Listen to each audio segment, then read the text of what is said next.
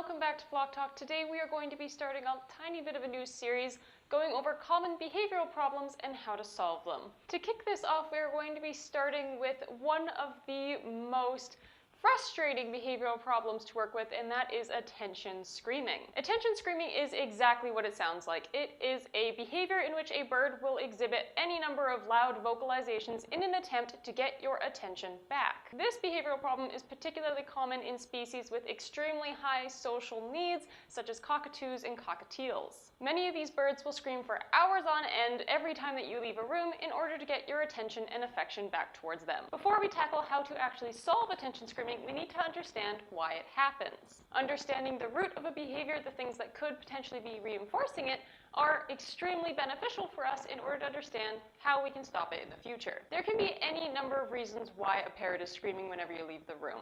This could be things as simple as there isn't enough activity for them to do on their own, maybe they don't understand how to play when they're alone, or you have simply accidentally reinforced this behavior and caused it to repeat all by yourself. When it comes to those first two options, we need to analyze the bird's environment before we actually tackle this behavior. How much space does your bird have? Can they easily fly and stretch their wings? Do they play and engage with their toys when you're out of the room?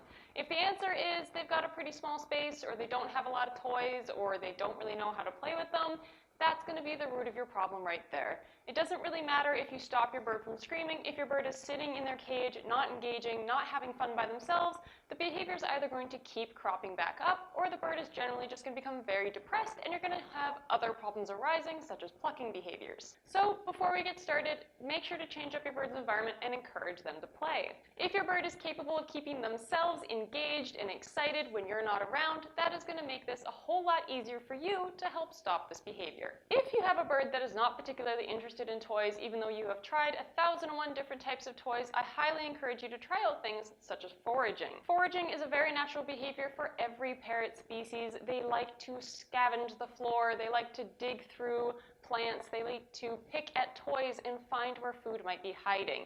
If your bird gets their meals fed in a plain bowl all the time, they might just be getting bored and not really know what else to do. Naturally, birds will fly around and chew at wood and pick branches apart in order to find and scavenge for the food that they're looking for. Incorporating foraging into your bird's daily routine can be very beneficial to not only create engagement with their toys, but in and of itself will help the bird be reinforced without needing you there. You can turn just about any toy into a foraging toy. You do not need to go out and buy a $30 acrylic puzzle for your bird. If you have a toy that's got woven vine bits or whatever else hanging around that you think you could tuck a seed into and have it half visible and not quite fully seen, your bird can absolutely use that for foraging. The main principle of foraging is just that you are hiding treats or pellets or vegetables, any sort of food source, in and around their environment. So the bird is going to be encouraged to go and explore and play and keep themselves busy. When first introducing this to birds, do not go ahead and just hide everything. Make sure they do still have food readily available, since not all birds will intrinsically know to go and search for their food. They will need some guidance. Make sure that you are hiding things in plain sight to start, so the bird can easily see that food is now available in other locations of their cage or their room, and then gradually hide them more and more until you can hide things completely unseen to them, and they will bite through trees or wood or whatever else you've got hanging around your room and search for that food. Once you've got your bird actually playing and engaging with things in their environment, if the behavior is still occurring, we can start to address the second part here. Assuming that your bird is healthy, you have taken them to a vet, and there are no other medical reasons why this behavior could be occurring, we can start to look at this more on the behavioral side of things. How do you typically respond when your bird does scream for your attention? Do you yell at them from another room? Do you throw things into their cage area? Do you hit the cage? Do you yell back at them? Do you come into the room to tell them to stop? If you have answered yes to any of those things, even if you've only done it once before in the past, that is all it takes to reinforce this behavior. The whole premise of attention screaming is that the bird is yelling to make you come and engage with them. A bird doesn't really understand that when you're yelling at them angrily or hitting things at them or whatever, that it's supposed to be punishing, because the main thing that happens is they yelled and you showed up. Whatever negative thing happened after that, whether it was hitting the cage, spraying them with a bottle, or otherwise, doesn't matter anymore because the bird already got what they wanted. They screamed and you showed up. So we need to go about a different way to handle this, and there are two main methods that I'm going to outline here. one of which can be a little flawed for some of those more adamant attention screamers. Method number one is to simply ignore it. If you leave the room, let your bird scream, they will scream for hours on end, and you just sit there and ignore it. Do not respond, don't yell at them, don't spray things, don't make a noise. Just sit silently outside the room until the bird goes silent. Wait about 3 seconds for silence, and then come back into the room. Give them lots of praise. The bird will gradually figure out that the yelling is no longer making you come back in, but silence or an alternative behavior that you reinforce by coming in will work. This method is somewhat flawed because the bird has no way of communicating to you that it would like your interaction. It is absolutely valid for a bird to say, hey, I would like some social interaction right now, I would love to hang out with you, but giving them a more appropriate way to communicate that is more beneficial than just waiting for the silence and expecting that the bird is going to continually stay silent in the attempts to get you to come back in the room. You are not always going to respond to silence into coming back into the room, so the bird is going to have to find another way to communicate to you that they would like your attention.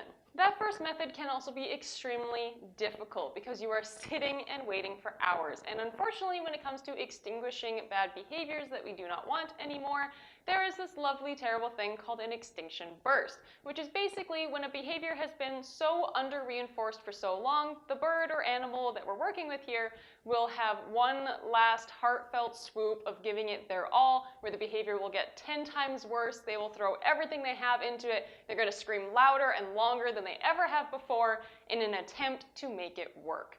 Usually when that happens is when most people give up, and that even stronger reinforces the behavior. So if you've ever sat outside the room and sat there for hours and just given up anyways, you have inadvertently encouraged your bird to scream for even longer than ever before.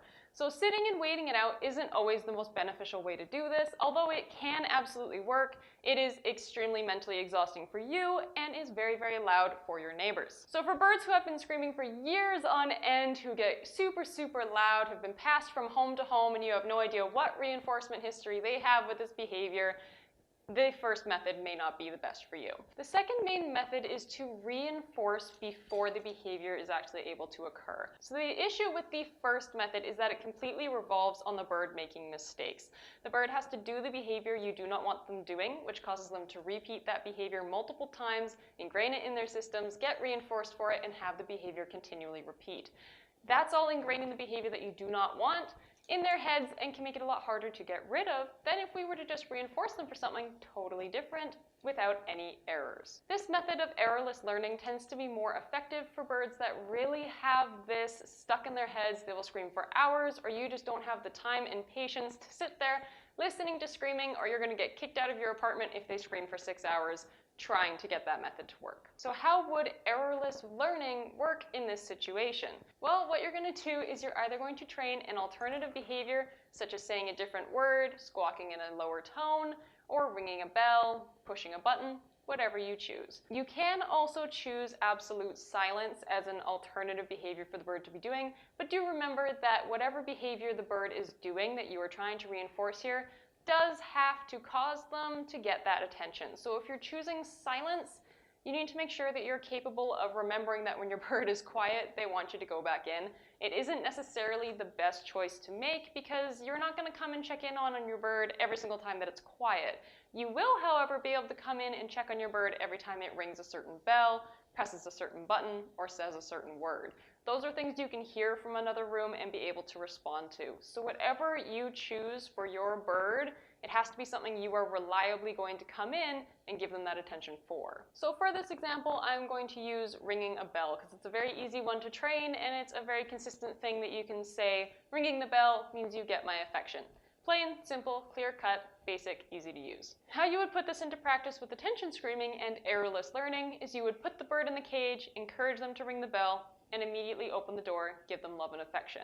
You're going to repeat this over and over and over again until the bird starts to understand that ringing the bell equates to being let out of the cage or getting your affection. Once that understanding is solid, you're going to start leaving the room. Now remember, we don't want the bird to make a mistake. We want errorless learning. We don't want them to start screaming and screaming and screaming before they do the correct thing. We want to make sure they know exactly what they're supposed to do, that the instructions are clear, so the bird knows how to get your attention and what ways are going to work. So instead of putting the bird in the cage and walking out the room right away, you're going to put them in the cage, take a step towards the door, maybe put your hand on the door handle, wait for them to ring that bell, you can come back, give them love and affection, whatever. Then you're going to take one step outside the door, wait half a second, come back in, give them love, affection, continue.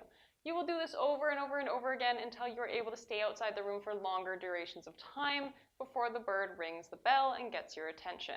That would be a very easy way to replace screaming with an alternative behavior. Instead of your bird screaming to get you to come in the room, now they're doing something else that is quieter, more tolerable, or something that is acceptable in your household or your living situation to be able to get your attention. So those are two different methods that you can use to teach your bird not to scream for your attention anymore.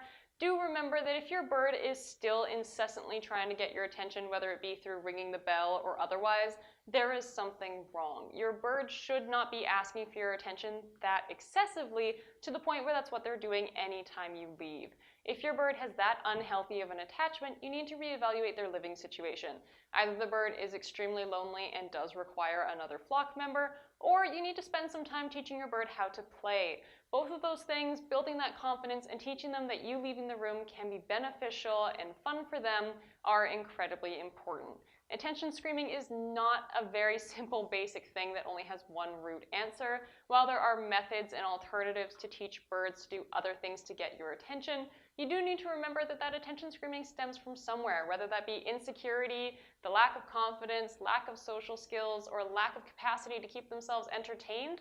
You need to sort out why they are screaming in the first place and solve that problem. If your bird gets really anxious and scared when they are left alone, you could consider things like playing a radio or having a TV program left on that helps them feel less scared in a quiet, dim room. If your bird lacks the capacity to play with toys, you could introduce foraging, hide treats around the cage, and do all sorts of fun things with their environment, moving toys around, and create that engagement so your bird will actually want to play and explore their environment when you're gone. Additionally, making sure that you hide treats every time you leave the room is a really good way for them to go, hey, she's gone, that means there's food and fun things hiding around here to keep me busy. And then every time you go to leave the room, the bird is going to start exploring the cage, exploring their room, foraging around, playing with their toys, and having fun. The main principle with attention screaming is that you want your bird to be able to communicate with you that they would like your socialization, that they want to have fun with you, but that your bird is also capable of having fun on their own. So that is going to do it for today's video. I hope this helped some of you out. I know attention screaming is a very difficult one to deal with. It can be very mentally exhausting to live with. So hopefully some of these tips will be able to help you out and solve your behavioral problems. Thank you guys so much for watching, and I'll see you all in the next one. Bye.